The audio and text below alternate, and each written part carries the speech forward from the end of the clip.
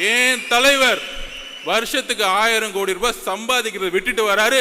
நீங்க நீங்க நீங்க ஆட்சிக்கு வந்துட்டு ரெட் ஜெயின் கம்பெனி நடத்தி சினிமால சம்பாதிச்சுட்டு இருக்கீங்க. இதுவா அரசியல்? தம்பி அர்ஜுன் யாதவ் ஆண்டுக்கு 1000 கோடி ரூபாய் சம்பாத்தியத்தை விட்டுட்டு வந்திருக்காரு அப்படின்னு சொன்னாங்க. 1000 கோடி ரூபாய் சம்பாத்தியம்னா 300 கோடி ரூபாய் வருமான வரி கட்டியிருக்கணும்.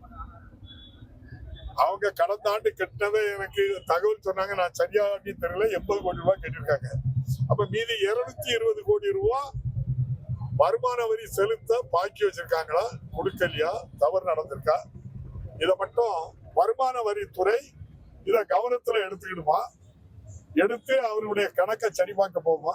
அப்படி கணக்கை சரிபார்க்க போச்சுன்னா எல்லோரும் பேசுற மாதிரி பிஜேபி சொல்லிதான் இவர் கட்சி ஆரம்பிச்சிருக்காரு அப்படின்னு சொல்றாங்கல்ல, அதை பொய் நீ சொல்லிடலாம். அவங்க வருமான வரித்துறை இந்த கணக்கு பார்க்க அங்க போகலன்னா பிஜேபி சொல்லிதான் இவர் கட்சி ஆரம்பிச்சிருக்காரு சொல்லி ஊர்ல சொல்றது உண்மை.